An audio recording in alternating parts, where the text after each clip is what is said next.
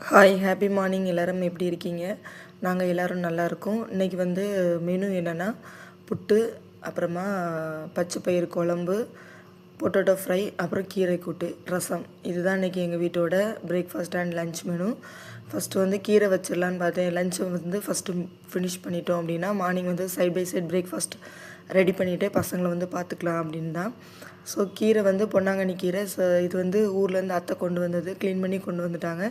So அதை வந்து பொரியல் மாதிரி வைக்க போகிறேன். ஸோ லஞ்ச் பாக்ஸ்க்கு வந்து சாதத்து கூட மிக்ஸ் பண்ணி கொடுக்குறதுக்கு நல்லாயிருக்கும். அதுக்கு வந்து ஒரு பெரிய வெங்காயமும், ஒரு பச்சை மிளகா, ஒரு 3 பல் பூண்டு, 3ஐயும் வந்து கட் பண்ணி வச்சுருக்கேன்.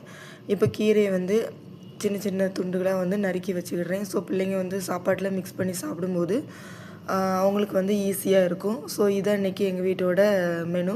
ஃபஸ்ட்டு வந்து கீரை செய்கிறது என்னோடய மெத்தடில் எப்படி செய்கிறதுன்னு காமிச்சிடுறேன். ஃபஸ்ட்டு வந்து கடலெண்ணெய் ஊற்றிடுறேன். கடலெண்ணெய் காஞ்ச பிறகு அதில் வந்து கடுகு போட்டுடுறேன். கடுகு நல்லா பொரிஞ்ச உடனே அதில் கொஞ்சமாக வெட்டி வச்சுருக்கிற வெங்காயம், பச்சை மிளகா, பூண்டு 3ஐயும் போட்டு மிக்ஸ் பண்ணிக்கிடுறேன். வெங்காயம் வந்து நல்லா வதக்கிடுறேன்.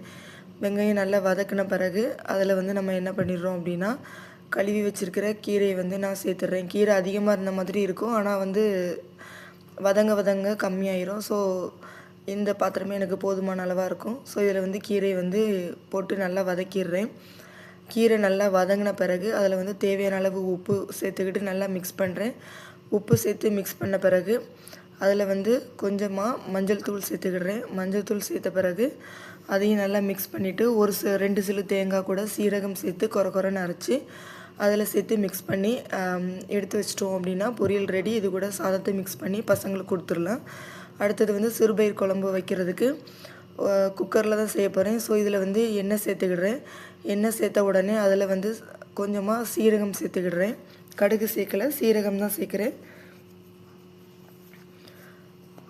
ஸோ சீரகம் நல்லா பொரிஞ்ச உடனே அதில் வந்து ஒரு பெரிய வெங்காயம், அப்புறம் ஒரு 2 பச்சை மிளகாய் சேர்த்துக்கிடுறேன். சேர்த்துட்டு வெங்காயம் வந்து ஓரளவு வதங்கினா போதும். நம்ம குக்கரில் வச்சு வேக வைக்கிறதுனால ரொம்ப வதங்க வேண்டாம், ஓரளவு வதங்கினா போதும். அதில் வந்து ஒரு வெட்டி வச்சுருக்க பழுத்து தக்காளி சேர்த்துக்கிடுறேன்.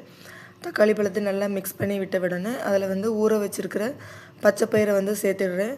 பச்சை பயிரையும் சேர்த்து நல்லா மிக்ஸ் பண்ணி விட்டுடுறேன். நல்லா மிக்ஸ் பண்ண பிறகு அதில் வந்து தேவையான மசாலா சேர்த்துடலாம். காரத்துக்கு ஏற்றப்பில் வத்தல் தூள் சேர்த்துக்கோங்க. நான் சின்ன ஸ்பூனில் 1.5 ஸ்பூன் சேர்த்துருக்கேன்.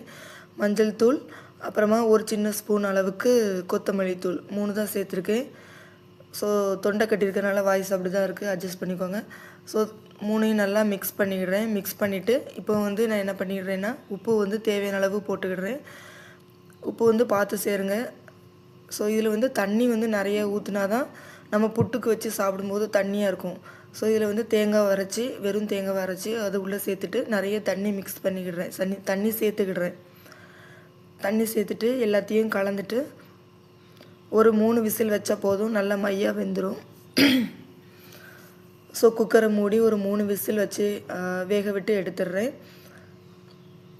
இப்போ 3 விசில் விட்டு முடித்த பிறகு ஓப்பன் பண்ணி பார்த்தோன்னா இந்த அளவு இருக்கும். நம்ம நிறைய தண்ணி ஊற்றினாலும் கம்மியாக தான் இருக்கும். ஸோ நான் மறுபடியும் தண்ணி ஆட் பண்ணிக்கிடுறேன். தண்ணி ஆட் பண்ணிவிட்டு நல்லா கொதிக்க விடுறேன். இந்த டைமில் உப்பு செக் பண்ணி பார்த்துக்கிடுறேன். ஸோ இப்போ தாளிப்பு கொடுத்துடலாம். தாளிப்புக்கு வந்து தேங்காய் எண்ணெயில் கடுகு, வத்தல், வெட்டி வச்சுருக்கிற வெங்காயம், அப்புறமா இஞ்சி, பூண்டு எல்லாமே நறுக்கி வச்சுருக்கேன். ஸோ அது எல்லாத்தையும் நம்ம தாளிப்பு கொடுத்து குழம்புல சேர்த்துட்டோம் அப்படின்னா சிறுபயிறு குழம்பு ரெடி. இது வந்து நம்மளுக்கு புட்டுக்கும் நல்லாயிருக்கும், சாதத்துக்கும் நல்லாயிருக்கும். சாப்பிடும்போது அப்பளம் பொரிச்சிக்கிட்டிங்கன்னா ரொம்ப நல்லாயிருக்கும்.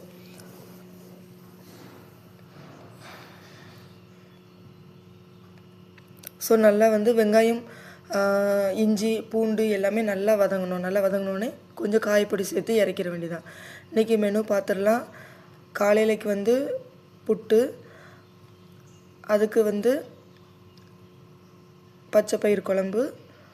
ஸோ மத்தியானம் லஞ்சுக்கும் இதே பச்சை பயிறு குழம்பு தான் நல்லாயிருக்கும் சாப்பிட்றதுக்கு. சாதத்து கூட சாப்பிடும்போது இதமாக இருக்கும். அப்புறமா கீரை பொரியல்,